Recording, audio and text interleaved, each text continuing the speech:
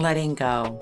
I think it's a really important topic. Letting go to level up. That's what we're going to talk about today. And it's important as an empowered woman to release what doesn't serve you anymore instead of hanging on and forcing things. I've had so many different versions of pivoting and letting go, and I wanted to share that with you today. And so welcome back and The Empowered Woman with Alicia. And today's message is one that I have lived so many times now. I feel like so many times over and over. Sometimes to level up, you have to let it go. And I realized that finally in this last year, probably exactly a year, I had to let go of something that didn't serve me, which was my brokerage in the way it was.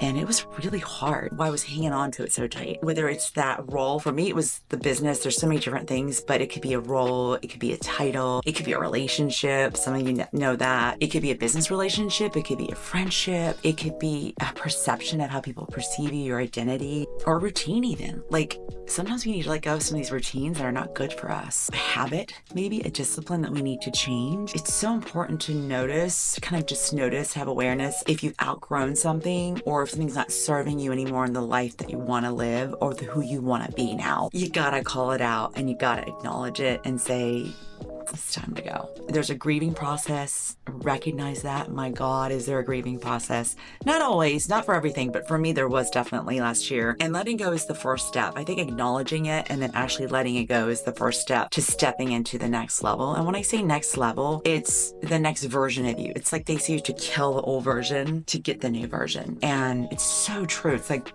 all these things that people talk about, like, you know, the caterpillar turns into the butterfly. Well, there's no more resemblance of a caterpillar anymore when you're a butterfly. There really isn't. And it's painful and it's change and you go into something completely different. But if they didn't refuse to go into the cocoon and stay as a caterpillar, you'd never be a butterfly. So that's the nature comparison. In real life comparison, the same thing can apply. I don't know why letting go is so hard. I was thinking about that and I wanted to talk about that because it's different for each person. I think some people just by nature are really good at being chameleons and changing in and out, in and out. I'm like, oh, I can do this now, I can do that.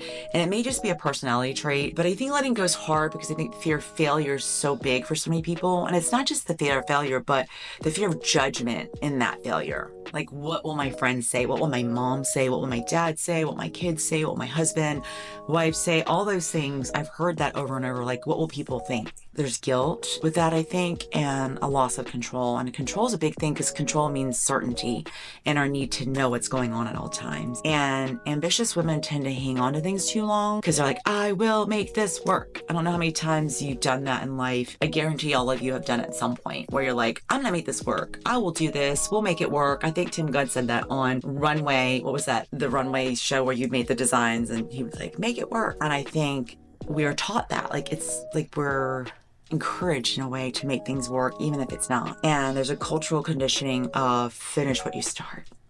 Don't start it, you gotta finish it. And just like finish your plate. I remember that, and that's why the clean plate club, like sometimes people overeat because you don't want to leave food on the plate. You don't want to be a quitter. That's a nasty word for some people. You quit, I quit. I think Seth Godin wrote a book. Is that his name? The guy. He talked about a book called Quitting. I can't even know what his name is, but his name is Seth something, but he's got the glasses. It's a whole story about why quitting is good. And I read it. It's like this thin, and it was such a good book, and I'll have to figure that out. But there's so many things I've let go of. I had to let go of people in life. I've had to let go of a lot of relationships that weren't good for me, let go of habits. I've definitely let go of negative self-talk. I'm pretty good now. It's kind of quiet in my head these days, which is kind of cool. But it wasn't easy, and I'm just in thought right now, thinking of all the different things of what I've let go. Just remember, the truth is letting go is not quitting. It's really, really important to remember. Letting go is not quitting. It's choosing to go a different way. It's choosing to align with something better for you. And you're like, that's just not for me right now. Or remember the concept of you don't have to say why. You can just say no. There is no reason having to say why. I think it's important to know the signs that it's time to let go. I don't know if you struggle with that as a person, if you feel drained every time you're around someone or just not lit up anymore. And maybe it's not just a week or two or a day. It's like constantly feeling drained and almost like dreading, that feeling of dread every day. That's not a good place to be. Second would be forcing something that once used to flow all the time for you. And if you have to push and force and fight, then you got to question, is this really what I want anymore for myself? The version of you that you chose back then is not you anymore. Like maybe like that's what we talked about, the seasons of life. Like you're in a different season of life. So back then when you wanted it, it was so amazing and cool. But now today in a different season of life, you don't want it anymore. Like for me, a decade ago, I wanted something completely different than I want today. I would have laughed at you if you'd said, I'm going to get pranic healing certified and do all these things. I would have been like, you're crazy. I'm never doing that. And here I am doing all the things that I never thought I would do because I'm a different place. And that's okay. I'm really excited about it. The version of you that you chose is no longer around, so you have to accept that. And sometimes there's a grieving process around that. There is a energy that goes around that you can feel, this bubbling of like, something's not right, and you'll shush it and you won't acknowledge it. You need to acknowledge it. You need to know what it is and be okay with it and say, hey, I don't want this anymore, and it's okay. What do you want?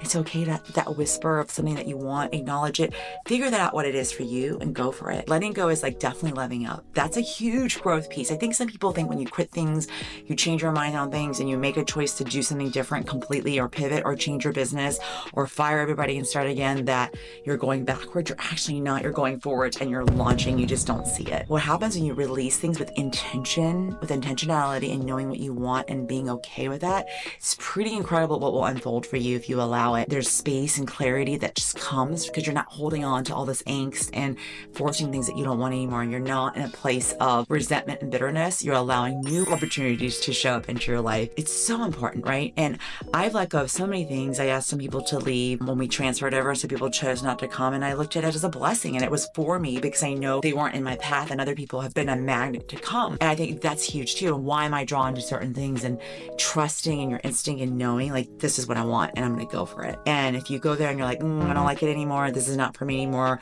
make sure that's really what you want, or it's not just noise in your head or second guessing yourself or hearing everyone else chatter, knowing that that's really for you and that you don't want it anymore. I think that's why I think it's not something to be made in a whim. It's something to be intentional about and think about. And you just have to reinforce your mindset, your success mindset of what you want, right? And how you want to see things. That is how you're going to do it. But if this lands with you, I would love to have a conversation, to schedule a one-on-one with me in the link below, and we'll figure out what is it that you need to let go of. Till next time.